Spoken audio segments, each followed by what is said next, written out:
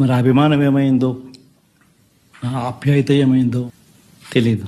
దానికి ముందు మీకు నా ఫ్లాష్ బ్యాక్ చెప్పండి. సైనికులుగా మీరే నిలవండి అని చెప్పి సందర్భంగా కోరుతా ఉన్నా. జనం బలమా? మనం ముదుర్లైతే వాళ్ళు మహాముదుర్లు మన వెనుకున్నట్టే ఉంటారు, కానీ ఉండరు. వాళ్ళకి ఇటు కంఫర్ట్ అయితే వెళ్ళిపోతారు. అందరూ శాకాహారులే, కానీ రొయ్యల మూట మాత్రం మాయమైందట. ఎక్కడో కొడుతుంది సీనా. ఏంటి సమయం సందర్భం లేకుండా సామెతలు చెబుతున్నా అనుకుంటున్నారా? రీజన్ ఉంది. ఇప్పుడు ఈ సామెత పర్ఫెక్ట్ గా సూట్ అవుతుంది వైసీపీ నేతలకు. అనుకున్నా అడు తిరిగి నా మీదగా వస్తాడు అనుకున్నా. అసలు మనం ఎందుకు ఓడిపోయాం, ఎలా ఓడిపోయాం అని అధినేత జగన్ అడిగిన ప్రశ్నలకు నేతలిచ్చే సమాధానం ఇలానే ఉంది.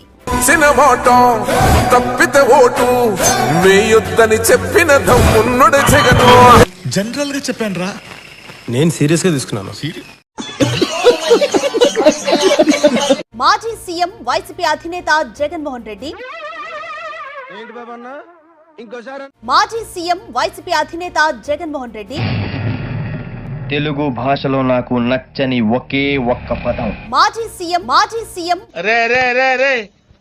ఏంట్రా ఇది గేమ్ బాగుందా? మొన్న ఎన్నికల్లో గెలిచిన ఎమ్మెల్యేలు, ఎంపీలు, వీరితో పాటు పార్టీ ముఖ్య నేతలను క్యాంప్ కార్యాలయానికి పిలిచారు. సిటీలో ఉన్న గుండాలు, రౌడీలు మొత్తం స్క్రాప్ ఇక్కడే ఉందేంట్రా? టీ కాఫీలు అయ్యాక అసలు మనం ఎందుకు ఓడిపోయాం అనే ఎజెండాతో చర్చను మొదలు పెట్టారు.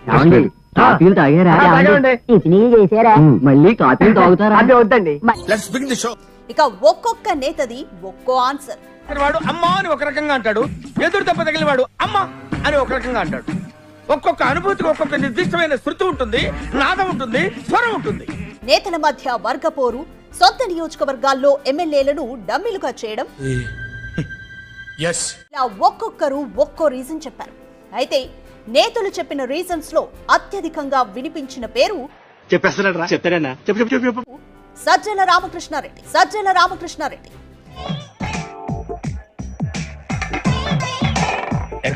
Ghazala from Washington DC. మరికొందరు అధికారుల పేరు సజ్జల మీ వరకు ఏ విషయాన్ని తీసుకురానివ్వలేదు. చెప్పరా నీ వల్లనే మామా, నా వల్లనే నీకు ప్రాబ్లం అవుతుందంటే వెళ్ళిపోతారా ఇడికెచ్చి. సజ్జల మిమ్మల్ని కలిసేందుకు అనుమతి ఇవ్వలేదు. నీకు ఇంజెక్షన్ చేసిందే ఆయండ్రా.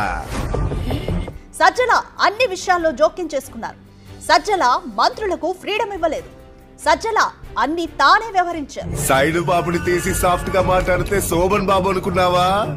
ఆయనేరా main villain.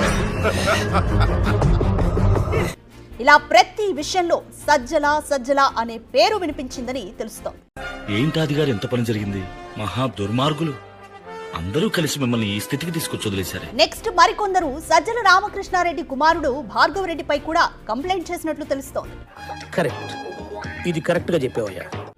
Sajjala Bhargav Reddy YCP digital wing మొత్తం అతని కనుసన్నల్లోనే నడిచింది. సోషల్ మీడియా పోస్టులు, టీడీపీ నేతలకు కౌంటర్లు, ఇలా అన్నింటి వెనుక భార్గవ్ రెడ్డి ఉన్నారు.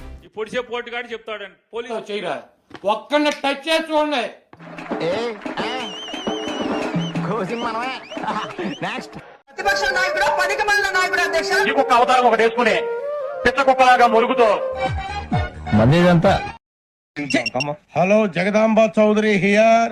చేసే మా జీవితాలు మలుపులు తిరుగుతాయని చెప్పావు. ఏ ఇంకా తిరగలేదా?